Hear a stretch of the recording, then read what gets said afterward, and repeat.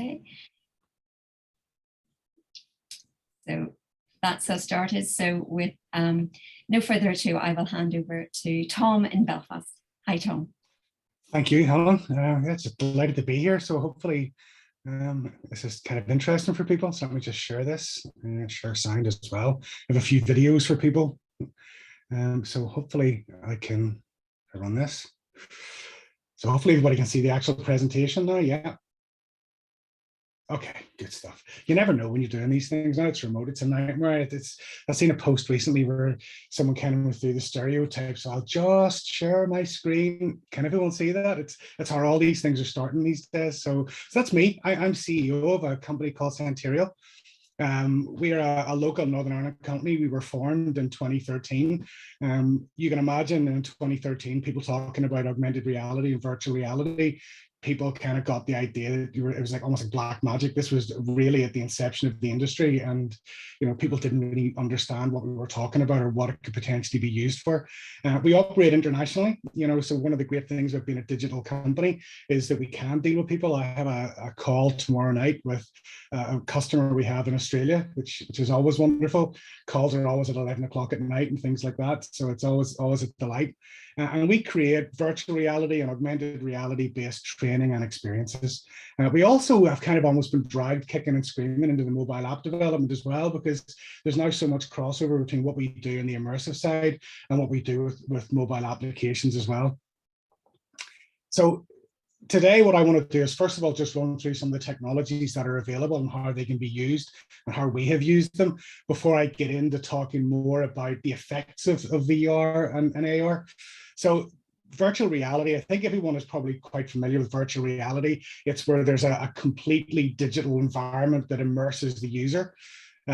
This is an application that we created for one of the local housing organizations in Northern Ireland. So this kind of gives you a feel. This is the normal kind of computer style graphics that are typical with a lot of applications. This is a different technique called photogrammetry, which gives you that photorealistic sense.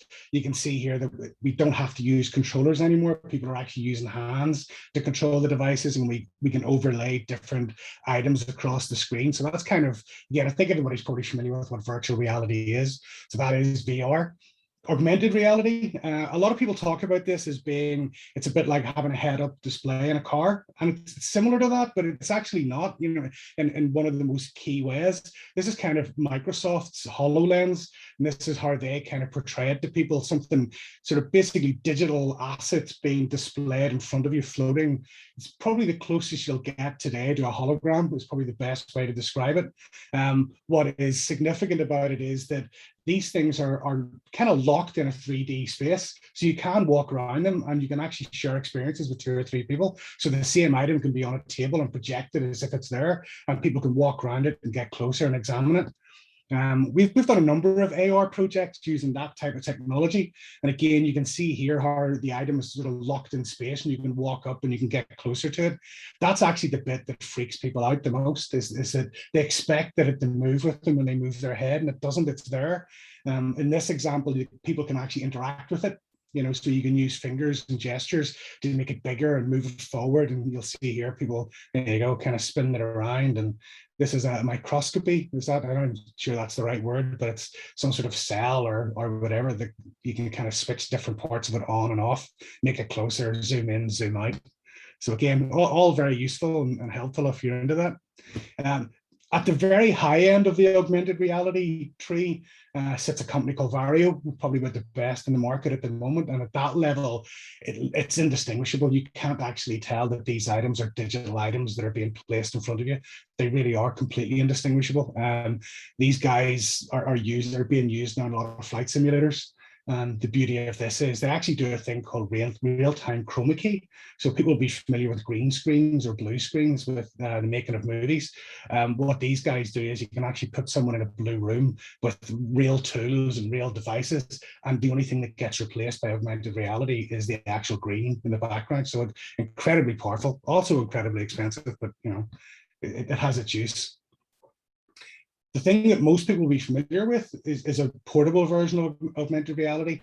So most people will be familiar with the application Pokemon Go. And it's amazing to see people using that. And people just think it's perfectly normal and no one kind of batted an eye. But it was an amazing application and really brought augmented reality to mainstream. We have done other applications similar to that using tablets and mobile phones. This one was actually to train baristas because apparently they kept burning themselves, which sounds a bit weird, but these things actually apparently are ridiculously hot. And when they were training people, there was a lot of people getting burns. So now what they can do is they can use a tablet and they can kind of move things around and train to be a barista before they start actually getting in front of any hot equipment. It doesn't have to be specific to training. I mean, there's things, augmented reality holds a huge amount of potential for people on the business development side to be able to bring things that previously maybe you just printed out on a piece of paper, to bring them to life and to give them some sort of solidity that people can really start to latch onto. Doesn't have to be small, they can be big. This is where we can use GPS coordinates and show new buildings that might be being built in the street. Or the other thing that's actually really good is the ability to show what a city or what a street was like maybe 100 years ago or 200 years ago. So people can actually hold up their phone. We were talking to one organization who they wanted an application that allowed someone to hold up their phone and kind of scroll back and see how that street had changed over the years. Which again, fascinating project. The most practical application, which is starting to become kind of more commonplace, is this. It's where people are going out to dig up streets to put new things down, and now they can actually hold a phone and see where the services are in the ground. So they're not going to hit a main electrical line, or they're not going to hit a water pipe or something like that. Oh, hang on, let me go back. So if you start to look at the positives and the negatives, the funny thing about virtual reality is the positives and the negatives are exactly the same. It's fully immersive, which for the right application is absolutely superb. The environment is created solely for that specific use case, but that's also the negative side to it as well, because people are completely shut off. It's incredibly lifelike and people get used to the environment very, very quickly. So I have a video to play here. So this is Ronnie O'Sullivan. I don't know if people have seen this, but a few years ago, Ronnie O'Sullivan, he went over to the US to play pool players. And at one point they stuck a VR headset on him to play virtual pool. So this is just— I'm gonna put it on you first. Welcome to virtual reality. What's it like, Ron? Oh, it's mental. So those are the controls right there. Wow. What are you going for, the 6? Oh, mate. That has freaked me right Only out. you could lean on a virtual reality table. Can I take these off? That is weird. So that's for somebody, I mean, literally within seconds of putting the headset on, is so immersed in it that he tried to lean on the table. That's a really common thing. And sometimes what we do is we take these headsets out to customers, and we have to be very careful. We have I'm going to show an example of another application in a minute called Richie's Plank Experience. And we have to be really careful because people absolutely lose their mind with it sometimes, and we have to kind of be ready to grab them.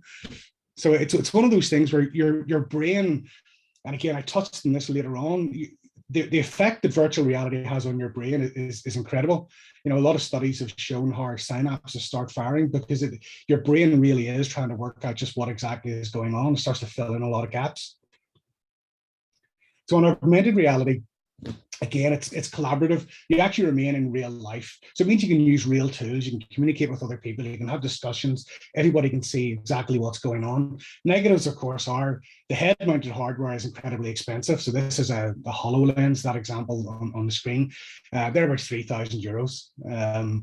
So they're clunky. They're not the sort of thing people are going to buy just as a consumer. The mobile hardware has to be held. So when you do a search for mobile augmented reality, literally what you get on Google is that you get loads of photographs of people holding up phones and tablets.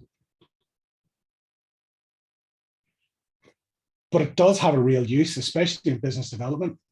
And so we have done a number of applications for people whereby we have turned their business cards into the means to have animations and objects kind of coming up off the table when they do their business cards. We actually did an application for a company that have a number of different kind of plant machines, so like, conveyors and wash plants and all of these very sort of quarry-based things, but they all kind of go together in a system. And what we were able to do was look at how we actually put different components on different salespeople's business cards. And what they actually had was some people ringing up and asking for other business cards simply because they wanted to be able to put it on the table and to be able to see the full experience, which is the weirdest thing I've ever heard, that people actually ringing up and asking for a salesperson's business card, which is great. But that's the sort of thing that it does sort of excite people, and it's a very gimmicky and people want to see it. So I want to talk really about the effects of virtual reality. So about 18 months ago, we actually started doing some work with a university in Japan, the Tohoku University. And it's a lady called Delilah Burn. She's actually an Italian lady, which is based out in Japan. And they did a study, and they got people to sit in a seat, and they put a VR headset on them, and they had an avatar walking. And what they started to realize was you actually have a physiological response. So you start to sweat and your heart rate starts to increase as long as it's realistic. So if you stuck me on Usain Bolt's body and started to sprint, my brain is just going to go, that's just not realistic. I'm just reject the whole thing. But if you put me on a body that kind of resembled roughly what I'm like and had the arms and legs moving quickly, actually you'll break out into a sweat. I thought I'd hit the absolute pager here, and this was going to be how I was going to exercise in future. But it's not just as good as that. But for people, elderly people in nursing homes, things like that, this is a way to give light exercise. But more importantly, what it is they started to then study the effect that this actually had on the brain and the mode that your brain kind of went into. Because what it does is it actually puts your brain into a state of heightened awareness. So they started to do scans on people, and they realized that the synapses are firing in their brains. And it's because your brain is actually just trying to work out just what is going on. And that makes people an awful lot more receptive to learning.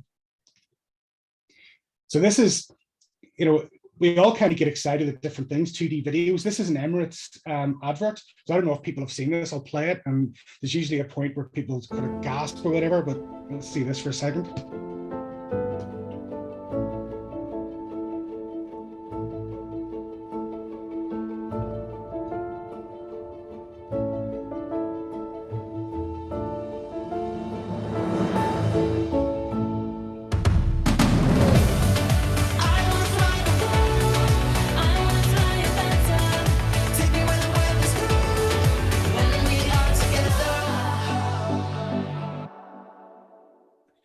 Okay, so that's a 2D video, and a lot of the times we have played that video in front of people at the presentations a lot of times, and a lot of times people kind of gasp at the point where the camera zooms out.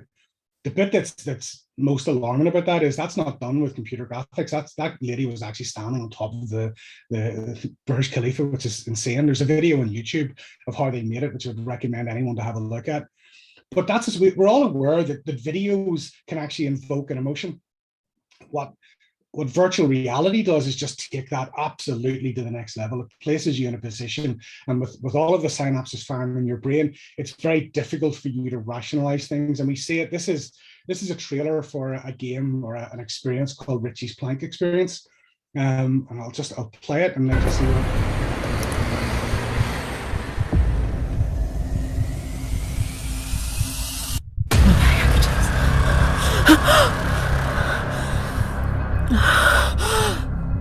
Oh my god. Oh my god.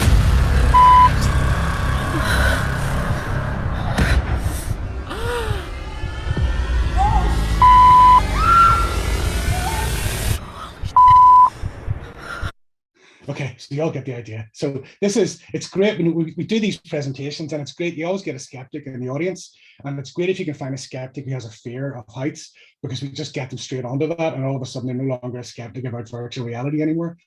But it is terrifying, and when even if you don't have a fear of heights, when you're walking on that plank, or what you think you're walking on the plank, as far as your brain is concerned, it's there. And no matter how many times you tell yourself you're just in virtual reality, it's very, very difficult to connect from that.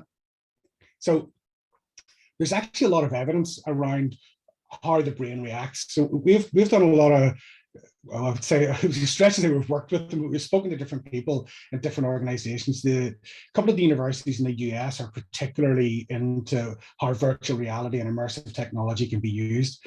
but they're looking at it from the point of view of how this could potentially be used in treatment. So when you look at, the Department of Neurology there of the University of Southern California, VR gives people a chance to take on a new body and tricks the brain into exhibiting behaviors associated with that body. What they're actually talking about, there are studies they have done with people who are disabled or people who have neurological disorders, that they're trying to retrain their body to do things, and they're finding that actually using an alternative body, if you like, in virtual reality actually brings on progress at a fairly high speed. The University of North Carolina, the guy at the bottom there, Derek Kemper, they actually did a test with people, stroke victims. And one of the problems of stroke victims is sometimes they have difficulty actually getting to the treatments. So they created this application in VR that allowed them to do some sort of remedial treatment at home. And they found that in a 2-week period, they got the same response that they would normally get in 4 weeks of medical care. And so again, it's all about how the brain can actually be tricked into doing things. Again, this guy, Maheda, the thought that we can now actually have something within virtual reality that can turn on and turn off parts of your brain without using drugs. It's an incredible thought, but it's also an indication of the power that virtual reality actually has. So to kind of summarize that, VR basically just overwhelms the brain. The first time you put this on, you can't actually think of anything else. You're so engrossed in what's going on that you can't think of any other problems. So one of the things we do for a number of companies is they have asked for mindfulness applications, and we've done that for them, but we also make it clear to them that actually if you put somebody in any VR application, they're going to have difficulty thinking of whatever they did before they went into the application. It's just the way VR works. It actually forces new neural pathways to be formed, which is, again, an incredible thing to happen. And what it basically does is prep the brain for learning. So even when people take the headset off, they're actually more receptive to learning because the synapses are all still firing in the brain. So it's how we actually make use of that. This is a very common triangle you see in a number of different places. I've used this one from the National Training Lab, but this is about doing different types of training, how much information you actually retain after 14 days. And it's amazing that, you look at normal kind of training, audio, visual, reading, 10, 20% retention rate. What we talk about doing is in the 75% range, which is the doing. The one that most people are kind of familiar with in this area is this guy Ebbinghaus. It's done in the 1880s. He actually talked about how 50% of the information would be lost in the first hour. There's a lot of people dispute that, so we've kind of gone with this safer one from the National Training Labs. But no matter what way you look at it, there's a huge amount of knowledge that is lost in the first 48 hours, which kind of makes me think of the number of training courses that I've done on a Friday afternoon in my career. And actually, you come back into work on the Monday morning, you can't remember anything. It also really makes me reluctant to organize sales presentations on a Friday as well, because again, there's no scope to kind of go back to it. So we always try and organize things on Mondays, Tuesdays, Wednesdays. So what we did with that was we actually created our own training room. That's what we called it to begin with, the training room application. So this looks like something out of IKEA, but it's not. It's actually, this is a digitally created room. And this was for an organization who had amassed a huge amount of 2D training videos that they realized just weren't being used. And so this was to allow people to put a headset on, watch them in virtual reality, so get all of the benefits that are just inherent in virtual reality. But the most important thing was they could actually walk through that door on the left-hand side after the training. And for example, this is a building site. So if they were doing a health and safety training in the room, they could now walk onto the training site and put it into practice immediately. And so that's where we start to anchor and lock in that information. That's kind of VR. That's all I'm going to talk about VR. I want to talk a little bit now about augmented reality, because augmented reality, in terms of most of our daily lives, this is probably going to have the biggest impact going forward. The ability to have objects literally floating in space in front of people if you're doing a presentation is incredible. Or a product launch that suddenly you can look at your hand and the object is actually floating in your hand. Or you go back to your house, you go back to your hotel room, and now you actually have the object digitally recreated on the table at home. Now, of course, the problem with that is that this is how we would see that, really, because it's all presented through the lens of a mobile phone or a tablet. or we could all walk around with these HoloLenses on, which isn't really practical. Now, what has actually happened this year is Vuzix launched this product in January at CES in Las Vegas. So this is the first truly wearable augmented reality headset.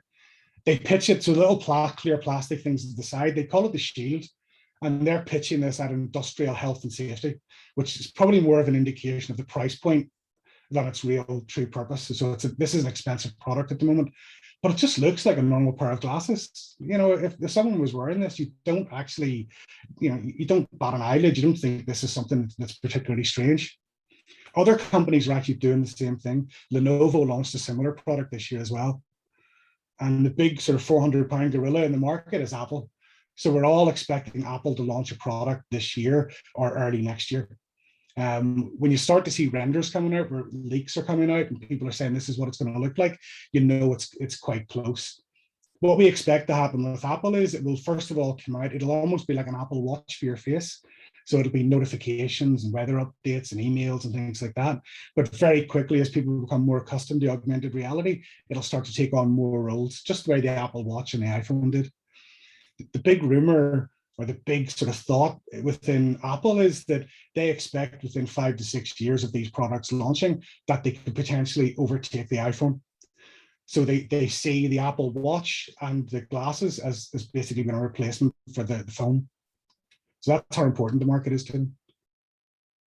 So to kind of summarize my thoughts, so VR is an incredibly powerful tool for all learning outcomes, whether it's training or whether it's to inform people on sales, business development opportunities.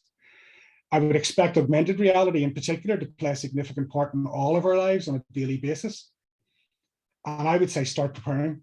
Start looking at how you can use mobile augmented reality, start creating experiences that create that kind of wow moment for people, that they can actually start showing that off, because in showing that off, they're actually, they believe they're showing off the technology and how cool this is. They're actually potentially showing off your product as they pop off a screen or if they pop off a business card. So that's me. Hopefully I haven't gone on too long there, Helen. So that's, I'll wait to the end for any questions. That's brilliant, Tom. Thank you very much. I'm looking forward to the Ulster University getting us all AR business cards. I'm really on board with that. Between that and my Apple glasses, I'm sort of well and truly sold here. But thank you, Tom. Thank you very much for that. We'll sort of save the questions to the end, but if we can perhaps move on to Evelyn now. Evelyn, if you would like to take control.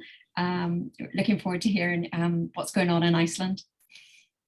Yeah, thank you, and good afternoon to everybody from Iceland. I hope my internet connection is not freezing. It's quite cold today, so if I'm a little bit frozen for a few seconds, then my internet connection is not too good. But I'm going to share my desktop with you. So now I hope you will see. And yes, so I'm living in Iceland. I've put here a map on the presentation so that you have an idea where I am.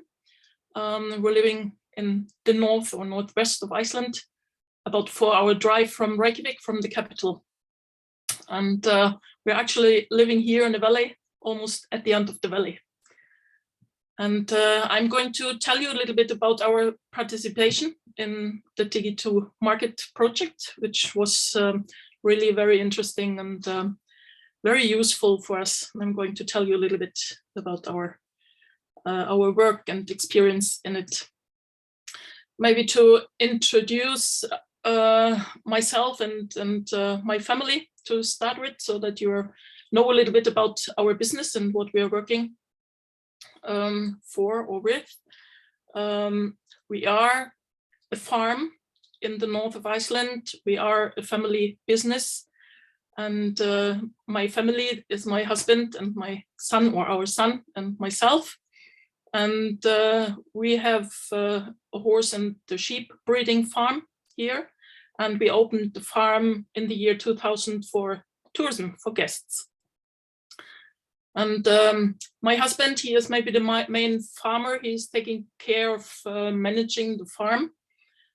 Our son Julius, he is still in school. He's 18 years old now, but he has his own small business. He's in the software development, and he is making websites and apps. So he is quite busy in it. And I'm myself born and raised in Germany, but I've been living in Iceland for almost 27 years. I have a master's degree in cultural science, and I'm educated as a tourist guide here in Iceland. And I'm also teaching part-time in the university in the tourism department since 2014. So what we offer here on our place is that we take people for horseback riding tours. We did like multi-day tours for 20 years, and then came COVID, and we had to make a few changes. So now we are focusing more on having the people here on the farm, but offering still horseback riding tours. And we have accommodation in 3 cottages. People can just come here for a short stop and do a farm visit. So they learn a little bit about the farm, about the horses, and also about our Icelandic sheepdog that you also see on the picture. And then we have a very nice project, and that's maybe like my heart project. That's the old stable that you see here in the back of my family. That's a traditional built house made from turf. We built it in 2015 to have an exhibition there about the Icelandic horse and how people kept the horses in the old days. And people can come here like individually and visit the old stable, or come here with a group and get a guided tour there. So this is mainly our offer on the farm. And as I said before, it's a family business in a very rural area, and that's always a big challenge. Has always been and will always be. We are a small team, we're a small family. We hire people during the season, during the summer season, to help us with the riding tours and taking care of the cottages, but that's only for seasonal hiring. We don't have big financial resources. We spend what we earn, and we earn what we work. So there is no big investor in the back of us. We also have maybe a limited access to all kinds of services. Maybe also, like we don't have a certain department on our farm that is just taking care of the marketing matters. So we are doing this all ourselves. We also have maybe difficult access to services like doctors and supermarkets. That's all quite a long drive away. So just that you get an idea on how far we are away from civilization. And but we tried from the very beginning, when we started our business in 2000, to be always innovative. Maybe not very big steps ahead, but never steps behind. When we had our first website in 2001, then our main target group, which is in Germany because of my network, I wouldn't say they hardly knew what the internet was, but at this time people didn't have like private access to internet. But we were there with our first website, and we had brochures and we had ads, and the main aim, of course, was always to be visible. And then we have had like big changes in the new times. I would say like for the last 10 or 12 years, we had to follow much more up on all the technical development. Social media has taken a lot over our daily life. I think we all know about that. And we have to go there as well and be visible and be present.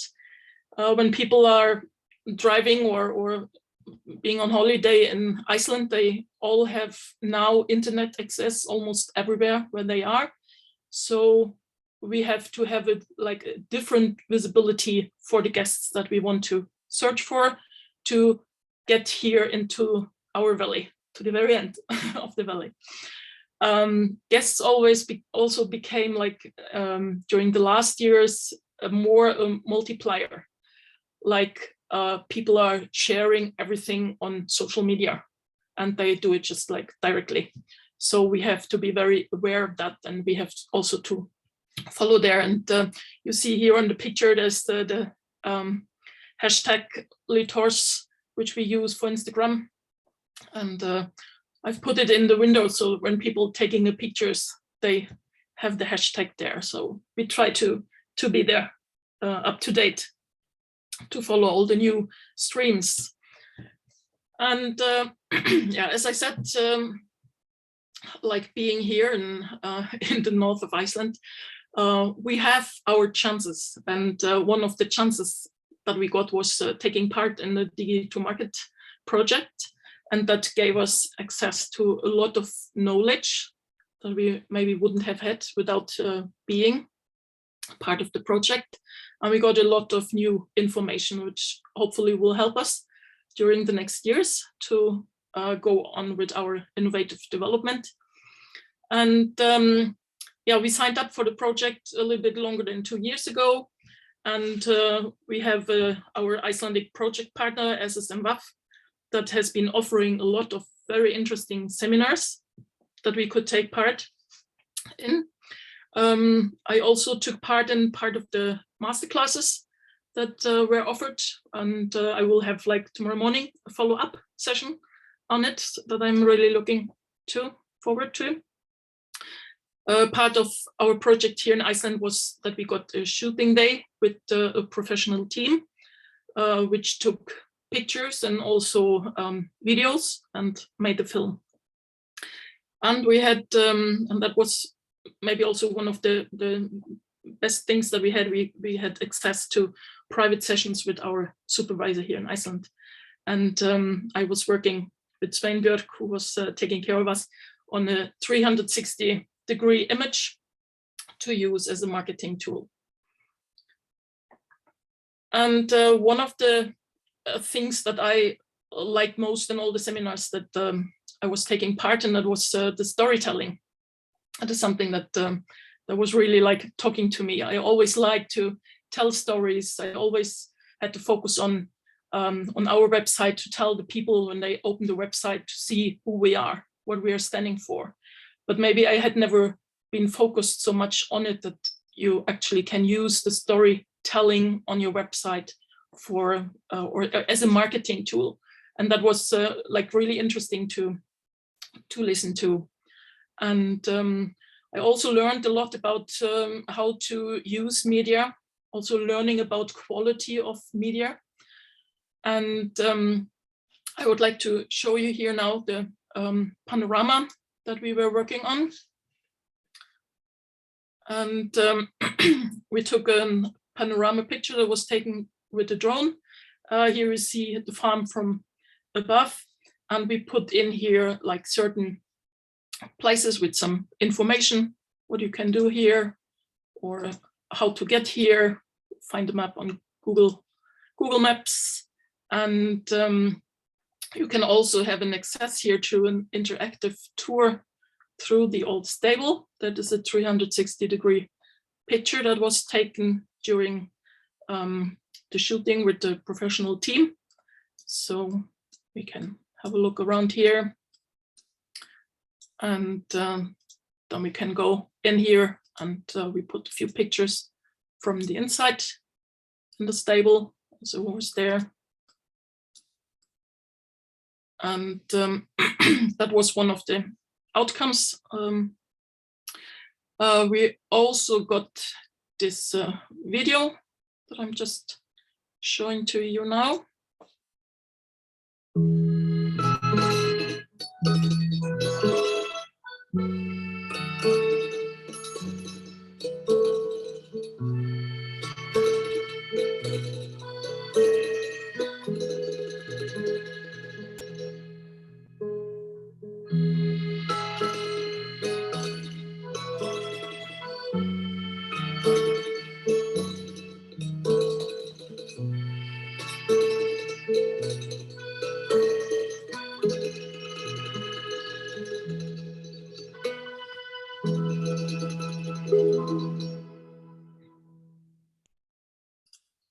So this was all part of the material that we got through the workshop. And to be honest, we were not so 100% satisfied with the material that we got. The quality of some pictures was not good enough. And also there was a little lack of communication between the team, the professional filming team, and us. They were not really asking us before what we want to get out of it. And they just said, oh, we are coming and we will film some horses and the Torf house and so on. So it was a little bit disappointing on one hand, but on the other hand, it encouraged us to go further and to hire another professional media team for more high quality products and on our own terms, because through the project and through the seminars, I knew what I wanted, and maybe I didn't get 100% from it what I wanted. So that encouraged me to go further. And so I had contact with a young team. They were actually from Germany. They were making a documentary in Iceland 2019. I got to know them there because they took an interview with me. And exactly a year ago, they asked me if I would need some marketing material because they wanted to come back to Iceland and they would really like to have a project to work on. And then we made a good deal. And they came last August. And I just want to show you one film here, just that you also can compare about the small film that I showed you. This is how they worked the thing on the Torf house and what people can do when they actually come to the Torf house. So just that you get the idea and what I'm talking about. It was quite different.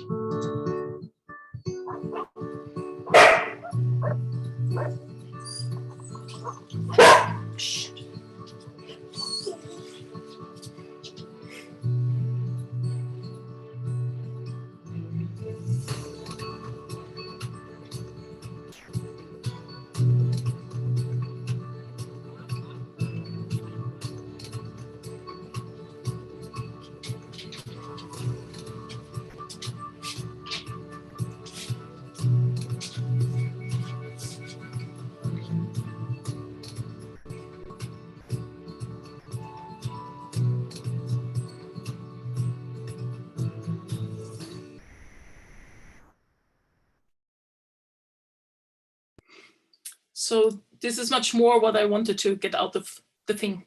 And I think they managed to do it.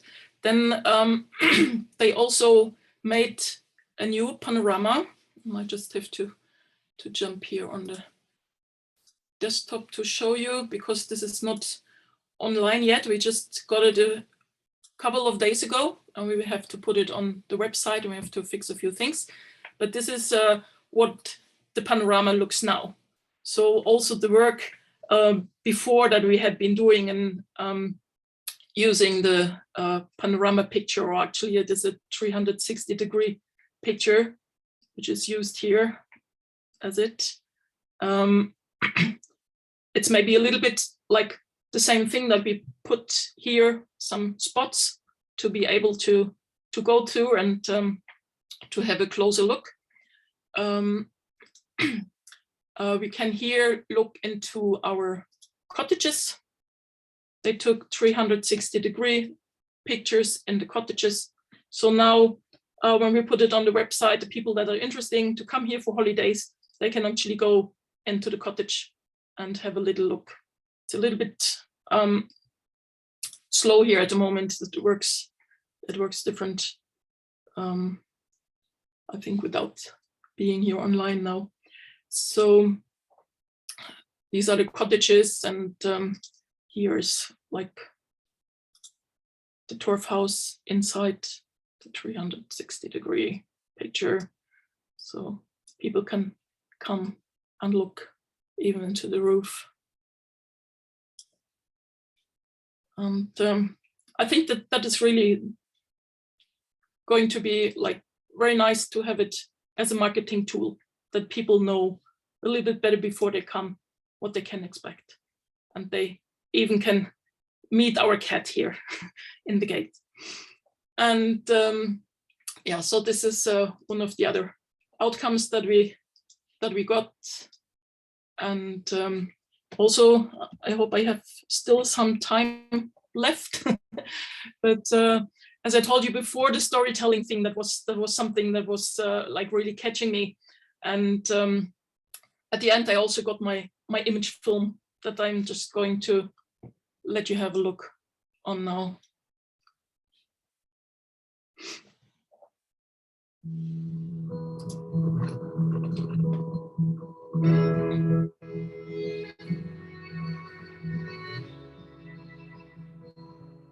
Ich bin die Evelyn. Ich lebe hier auf Lietingsstadie in Nordisland, schon jetzt seit 26 Jahren.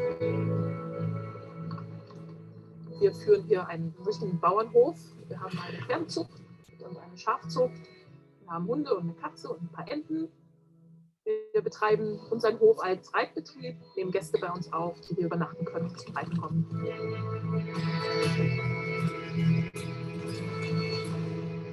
Wenn wir die Tour über den Berg reiten, dann hat man einen wunderschönen Ausblick über den ganzen Fjord.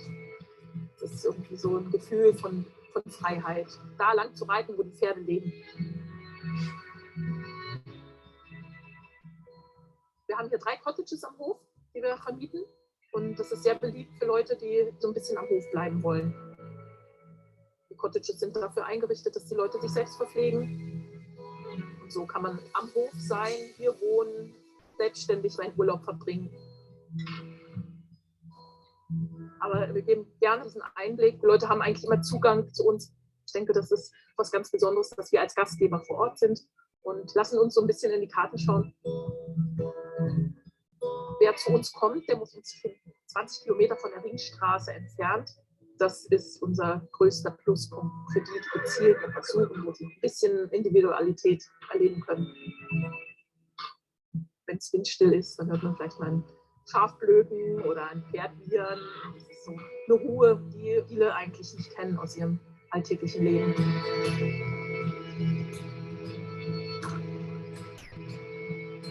Das ist jetzt so die perfekte Kombination für mich, Gastgeber zu sein, Menschen hier willkommen zu heißen und mit den Tieren zu arbeiten.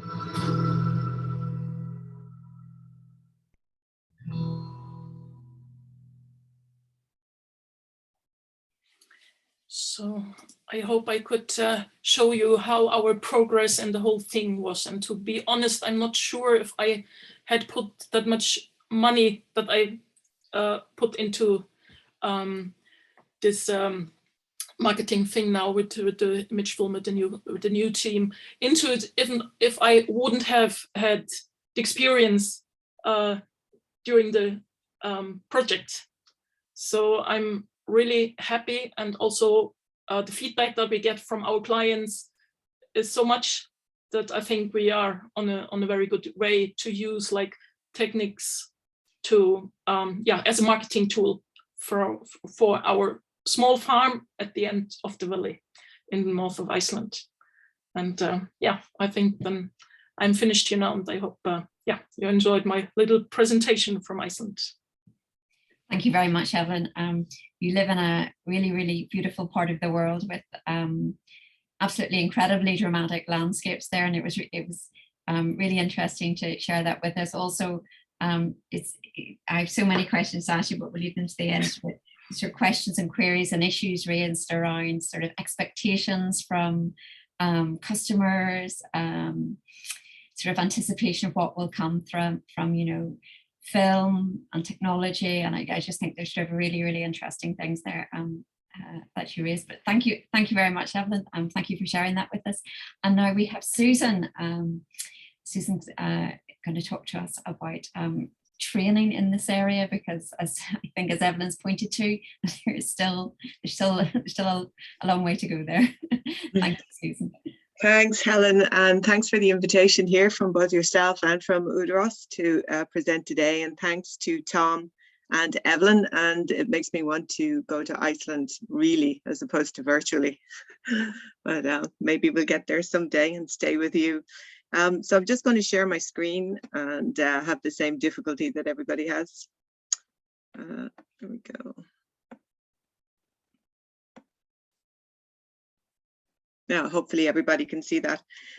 So my name is Susan Talbot, and I am the network manager here for Immersive Technology SkillNet.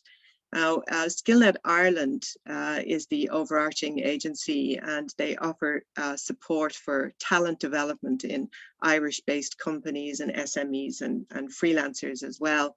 SkillNet Ireland have over 75 networks covering most sectors, from retail to manufacturing to design, biopharma, you name it. There's nearly every sector has its own SkillNet. My particular network covers immersive technologies, so my remit would be to be a learning network for businesses of all sizes in the immersive technology sector, ranging from enterprise. If you think Meta, for example, they need training too. SME startups, small businesses, and freelancers. So if you think of the whole freelance design community, game development community, sole traders, etc. So they would fall under my remit as an immersive technology for subsidized training in the area. So Immersive Technologies opened its doors in 2020 in the middle of the pandemic, around September 2020, with our launch event.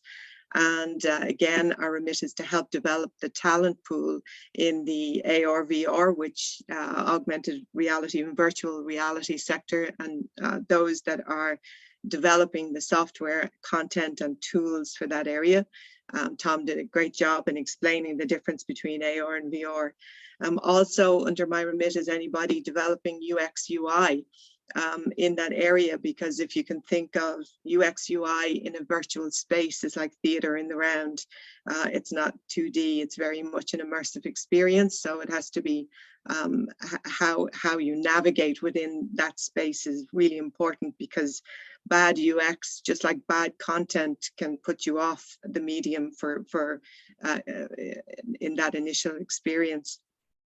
I also cover virtual production. If you think Mandalorian, using LED walls on set, and volume studios is what they're called, to create film and video productions. It's a growing area. It's used quite extensively from globally, and it's growing. And also then game development falls under my remit as well. So all of the game development companies, whether they're enterprise size or right down to freelancers, cottage industry game developers. The number of companies that I have at the moment, top approximately between 60 and 70. And in 2021, I ran training programs that trained over 200 people and upskilled over 200 people, but in very niche areas. And I think we grew 62% since last year with our membership. So first of all, our funding. How do we get money? Well, Immersive Technologies operates on a joint investment model where we get government grants. So SkillNet Ireland would receive a government grant from the Department of Further and Higher Education, Innovation, Research and Science. And then individual SkillNets then apply for their funding for the year from SkillNet Ireland. We also receive fees from running public workshops, where we subsidize the cost of doing that training, or in company fees, where we're approached by a company, small, medium or large, to say we need to upskill our workers, our employees, and we subsidize the cost of that. Or via sponsorship, and that could be anything from receiving free equipment.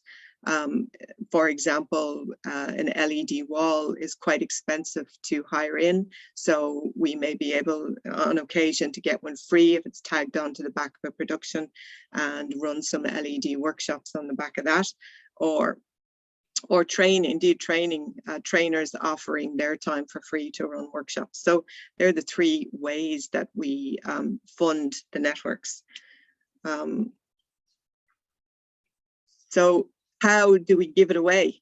the next question, and it's through subsidies. And again, if we run an in-company or a public course, we fund 30% of that, and the participants pay the remaining 70%. We also apply for separate training or funding schemes. One is called Skills Connect, and that's for training placements for unemployed or graduates, and that can be funded, that would fund workshops up to 100%. And there's also a placement or a placement in industry with that. And also we develop training programs or co-develop training programs with industry under the Future Dynamics program, and that will pay for approximately 80 to 100% of developing programs, industry-led programs. So we develop all of our training based on feedback from our steering group, which is industry-led, and also from member companies, and keeping an eye on trends and what's happening currently. So an example of some of the types of training that we run here at Immersive Tech is we do hard skills and soft skills training. A lot of people think that we're totally about hard skills training. We're not. We do soft skills too. So last year, for example, we teamed up with Epic Games and Escape Studios out of the UK, and we ran a pan-European workshop, month-long workshop in Unreal Engine. Now, Unreal Engine is gaming technology that is really crossed over into all sectors. They're real-time technology, they're building of worlds, CG is really used across multiple sectors when developing for AR, VR, or virtual production. Sorry, not AR, but particularly VR and virtual production. So we had, I think, close to 50 Irish-based participants take part in that month-long workshop in Unreal Engine. And also other workshops that we run along those lines would be in Unity, which Unreal Engine and Unity would be probably two of the primary softwares used to develop for virtual reality, if it's not 360 video. Another example is we run boot camps, and they are traditionally 100% funded usually. And the one that we are pulling together this year is on virtual production, and that's LED wall technology, real-time effects, in-camera effects. Virtual production is changing the pipeline of regular television or film production, in that much of the post-production, the editing, the special effects are brought up to the front and preloaded into pre-production. So there's a lot of assets being built ahead of time. And then on set, you've got something very similar to a live broadcast situation where you have stations, computer stations, who are adjusting the images that are seen on the LED wall. They're photorealistic, so they can affect the how a set might be lit, where a lot of the lighting is coming off the LED wall itself. So it is changing the pipeline and changing how we make film and television, and also having an effect on the bottom line. It won't replace traditional production, but it's being used more and more for those difficult scenes to shoot that will involve moving a whole crew from one location to another, or anything that's sci-fi or space oriented. We'll explore at least using virtual production for that element. And some of the soft skills training that we are involved in can range anything from effective communication skills to leadership development, bias reduction and diversity in the workplace. We cover the gamut of any training that is required by a company or individuals. What we have coming up soon, just touching on the marketing, and it's Evelyn reminded me of this very shortly. We're bringing a course together for developing assets just using your iPhone or using your smartphone, but integrating some immersive technology elements into that. There's a great app available right now called Volu, and it was developed by a company called Volograms here in Ireland. And it allows you, just using your smartphone, to take volumetric video. So you can create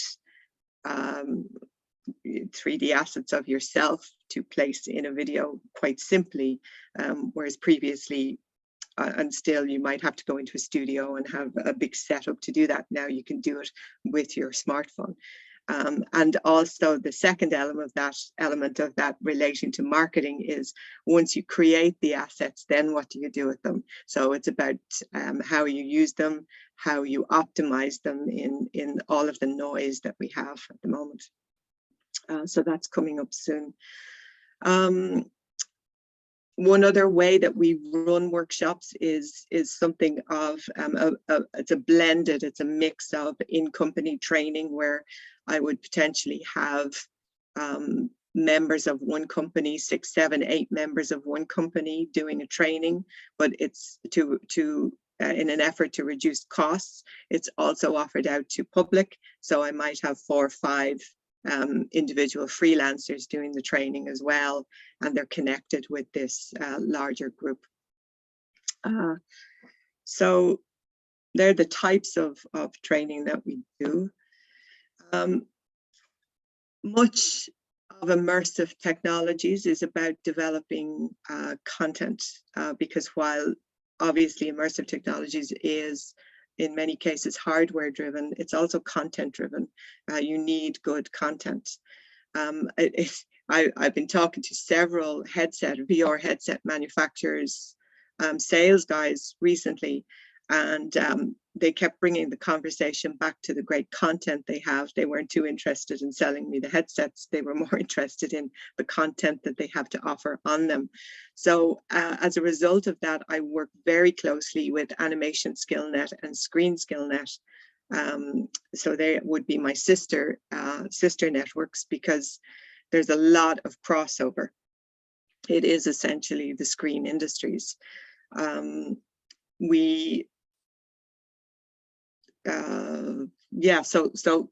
we would do a lot of run a lot of programs together, and we recently I'll just go on to the next slide there. So we recently joined forces, the 3 sister SkillNets joined forces to pull together some research reports and feasibility studies. The research report is about, which will be coming out in April, is about the immersive technologies landscape in Ireland. Anything from what companies are developing immersive technologies, where are they based, what type of technologies are they developing, content, how can we move the industry forward. The report is designed to help us and help government and help everybody else develop training programs for the industry. From talking across the board, one of the skills gaps that is emerging is that crossover between creative and technology. So that creative developer and somebody who has a good handle on aesthetic, on art, on storytelling, on design, but can also speak the language of software development, run something like Unreal Engine or Unity, or at least talk to developers, have a basic knowledge of C++ and C#. So that type of crossover is becoming more and more desirable in the search for employees in the immersive tech sector. So what's in the pipeline for us for 2022? For Q1 anyway, we're working on, last year we ran a 3-part workshop on virtual reality storytelling, design and creation tools. And it was really for those people who are you know, they're 3D capable. They have some knowledge of the 3D environment. They might be designers, they might be producers moving over into developing content for virtual reality. So the storytelling element is very important. And Evelyn actually pointed that out with her first attempt at making a video, was that her message wasn't clear. So it's really, really, really important to decipher what story are you trying to tell before you jump into designing anything for either 2D or 3D in VR. So we're also looking at running how to deliver training in VR, because many companies, they know it's there, they've heard about the metaverse, they're all excited about it, but they don't know how to go about it. So Tom, I might be talking to you later about some of that. Also to know that there are augmented apprenticeships in development at the moment. They probably won't come online until the end of this year, possibly even next year. Apprenticeships do take a long time to develop, and they're with some of the ETBs, but they are coming down the line, and that just again reinforces Tom's prediction there about how AR for the short term anyway, AR will be everyday use, especially in areas like training or, you know, anything that's a difficult situation to be in physically, which VR actually excels in at the moment. The next set of workshops we're running is the virtual production pipeline. And that's everything from LED technology to image processing to real-time technology. A system called MOSIS is what we're looking at using, the star tracking system called MOSIS. And also motion capture and how you can integrate the current technology into the newer pipelines. Also courses again in Unreal Engine and Unity. We have the fundamentals of Unreal Engine coming up again in February. We run that in conjunction with Escape Studios, and that's all done online. And also looking at developing courses around that creative developer, accredited courses around a creative developer that I talked about, that crossover between the artistic and the programmer. And that's in conjunction with some of the higher education institutes. So there are, the end of last year, beginning of this year seemed to be the time when most of the training education institutions applied and put forward their proposals for training. So there will be, I suspect, a lot more available in the training department in terms of CPD coming online in September, somewhere around there. And of course, there are already courses up and running that are great at Lone Institute, the Dundalk Institute, GMIT. There are still courses currently running. Our next event is a north-south cross-border event, encouraging some collaboration between the immersive companies north and south of the border. So we hope to have that event coming up in April or May. So we look forward to that. So I think if anybody has any questions about training that would be available to Irish-based businesses in immersive technologies, please feel free to reach out to me at this address. I'm happy to share any knowledge that I have, or at a minimum point you in the right direction if I can't be of help. I'm always on the lookout for suggestions in training. So if you have any suggestions you'd like to make, again, you can either email me at this address, or if you go to the Immersive Technologies website, there is a tab there where you can actually put your suggestion in itself. So that's all I have to talk to you about today, and I'll hand you back to Helen. Brilliant, Susan. Thank you very much. You've rounded this off really nicely. So we've moved from what can these technologies do. We've looked at in depth at understand it from the client end, and then the very critical thing, seeing where the landscape lies in terms of skills and training. So thank you very much. Thanks, Susan. We have a just a short 10-minute session for questions and answers. We have you can speak to the there's a little Q&A button at the bottom of your browser, so you can speak to that. But we have one already. I have a couple of questions of my own, but we have one there from already posted in by Risto, who is one of our Finnish partners, who worked on the Digi2market project. It's actually a question for Evelyn.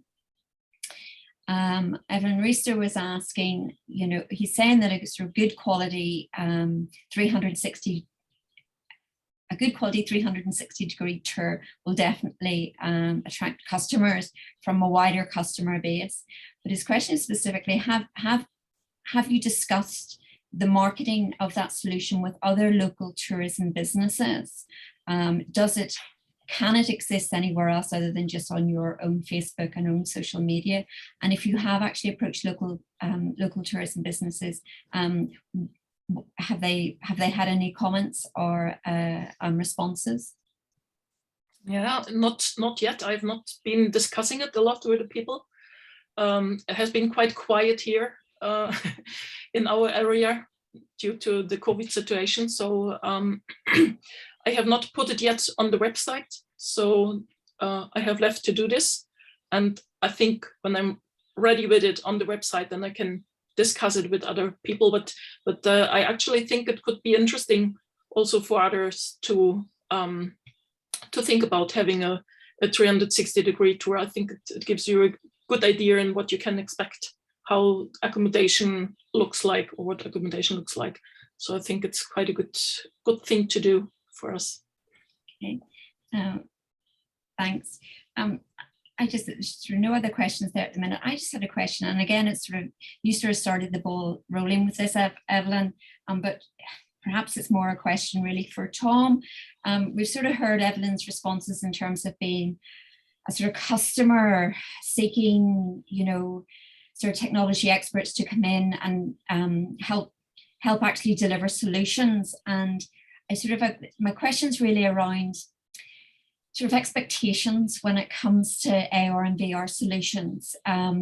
Is there a disconnect between what a client is looking for and what a company can, can deliver? I think Susan raised a really interesting point there about the likes of Volue. So essentially, businesses can go and start creating content themselves in this field. And I'm just wondering around where that expectation will fall. You've identified very clear things in terms of the very significant things AR and VR can do, the positives alongside the negatives. And I'm just wondering, do you have any thoughts or comments about matching expectations? Yeah, it's a funny one. We actually probably walk away from more opportunities than we take. And a lot of it is around expectations. And I don't even mean expectations in terms of people wanting too much. It's actually, in some ways, it's slightly different, where people are they want to do something in VR, and what they're actually trying to do is something that is actually just better done on a laptop, or it's better done in another way. And we try to be very careful that if the immersive technology isn't actually adding real value to it, then we usually try and step back and tell people, because all that's going to happen is the technology will just be dismissed completely. So it won't be the fault of what they're trying to do. It's the fault of, oh, that technology is rubbish because no one's using it, as opposed to the real application. So what we tend to do is, when we first started doing a lot of applications for people, a lot of it was very freeform, if I'm being completely honest. And we would get towards the end, it would be all of these feature creeps. Now what we do is we sit down, we insist on doing a definition phase. And that definition phase is really just, it's really about, how are we going to test this?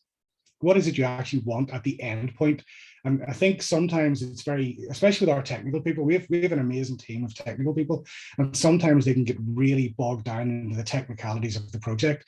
At the start, we want to just take a step back and say, ultimately, what is it you want?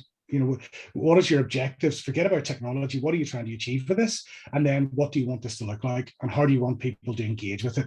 And they're kind of the three things we really look at. Try to document that. And then all of the technology flows from there. And if we can't get clear answers for those three things at the start, it's probably not going to be a successful project.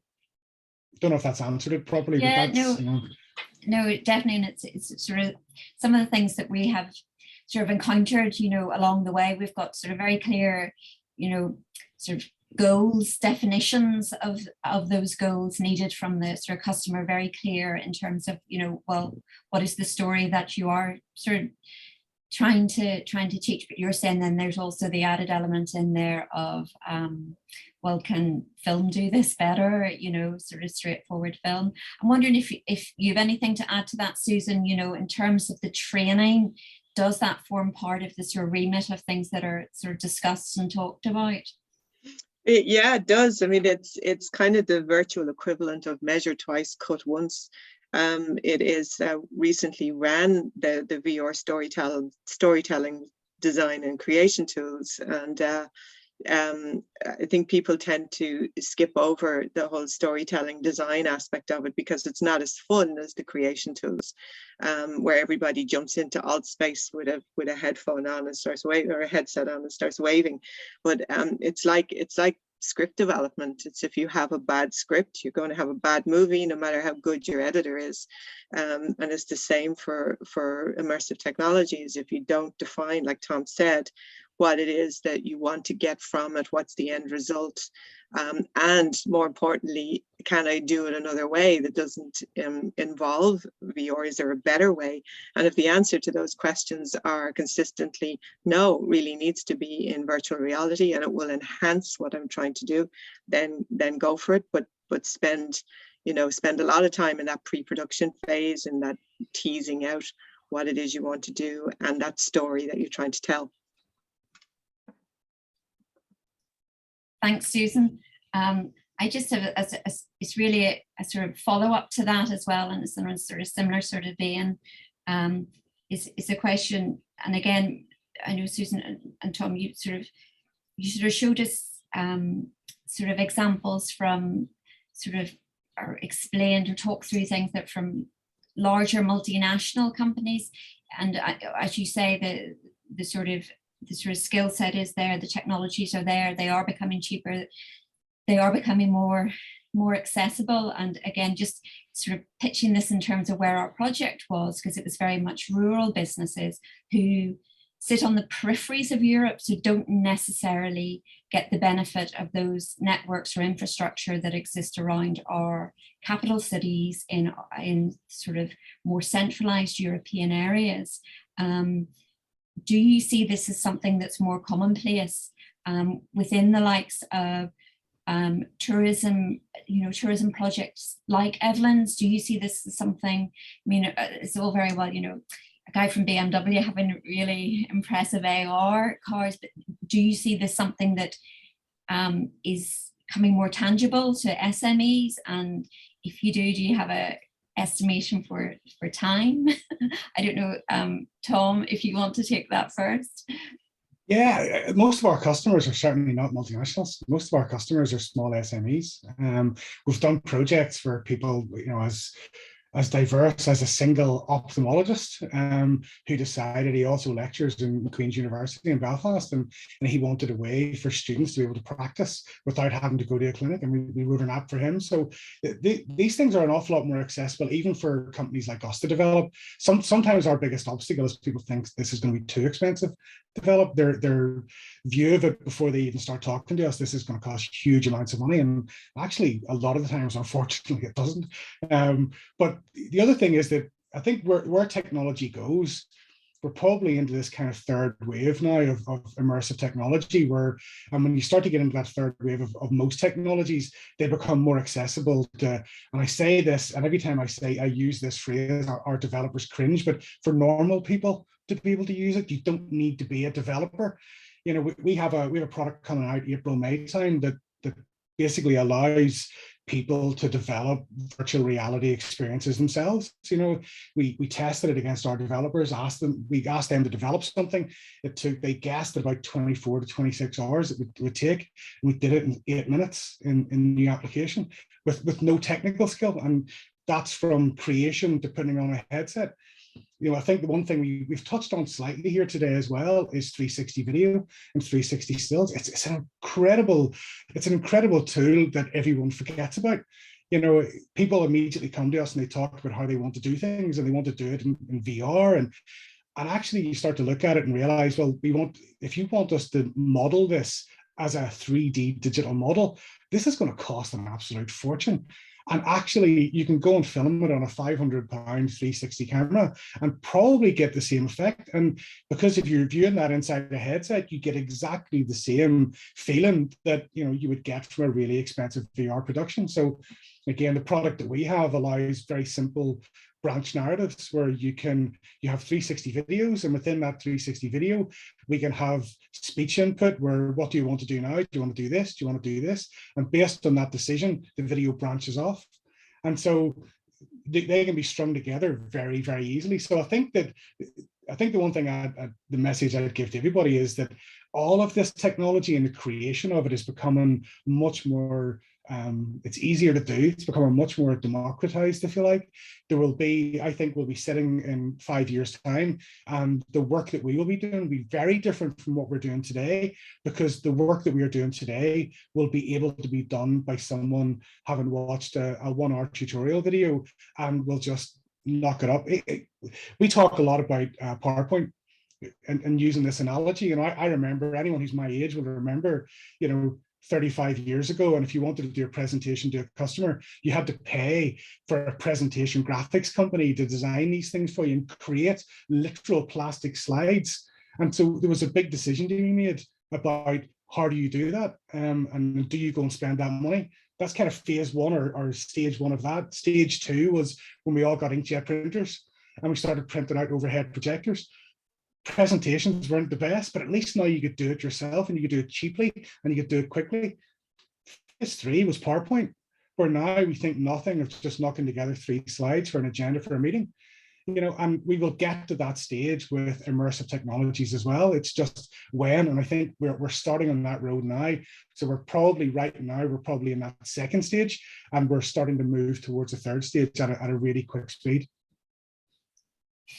Really interesting, Tom. Yeah, sure. Your analogy with PowerPoint is spot on. So busy life for you ahead then, Susan. Is this something that's you gonna? Yeah, I'm going to be the first to mention the word, the metaverse. Oh, well done. I know we had to get it in at least once if we're playing any kind of games in the background. It is. The metaverse has been around for a long time in its various components, and now we're just calling it, it's to the forefront now, with the NFTs and blockchain technology, which also has been around both individually for quite a while. And it's just a convergence. It's like the perfect storm where all of this technology is coming together, and some of it we're in the early adoption stages, some of it not so much. It's quite developed. I can only see this network growing as more and more companies come online, and the technology gets less expensive, smaller. Really excited to see what Apple comes out with next year. They seem to be in I'm a bit of a Mac girl, so I find their design just incredible. So I'm really dying to see what they come out with. But like it democratizes it. The smaller it gets, the cheaper it gets, and then we start seeing the creativity element flourish. And then we have to start looking at could I create this? And the question shifts from could I create this to should I create this?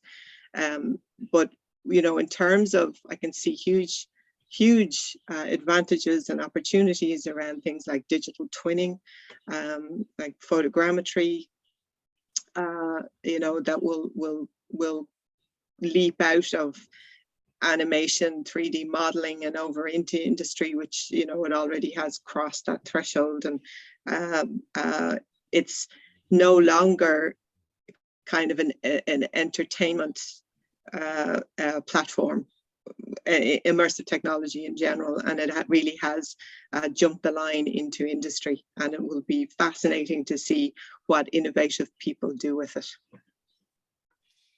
Thanks, Susan. You've sort of brought us very nicely to close there. So you have dwelling on what's going on at the minute and sort of anticipating what's going to happen in the future. I would like to thank you all, Susan, Evelyn and Tom. Thank you very much for taking part in this panel today. I find it really, really interesting, sort of inspiring conversations to understand VR, AR, immersive tech from lots of different viewpoints, which I think goes a sort of long way to understanding where we are here. So thank you for all our attendees today. Great show there. Lots of people turning up for this. I would just like those people who have turned up just to remind you that we continue with this webinar series, starting again at 10 a.m. tomorrow morning. So we have a panel with another development company from Belfast, Retinize. So we have Jack Morrow, who's going to talk to us. I'm also going to do a little bit as well. And then we also have another Icelandic partner who's coming along to talk about VR experience that they have connected to a sort of historical battle that went on in Iceland back in the 12th century. So again, another sort of set of really, really interesting panelists to further this conversation. And just then our final webinar session is in the afternoon, starting at 1 o'clock. And we have our project partners from Finland exclusively taking over the panel. We have 4 different Finnish partners coming at immersive tech, primarily from the point of view of how to create sustainability in business. So that's certainly been that's sort of a key topic at the minute for us all. So definitely keep your eye out for those other webinars happening tomorrow. But it just remains for me to bring us all to a close. To thank you all very much, and thank you for your time here today. Thank you, everybody. Bye bye. Thank you.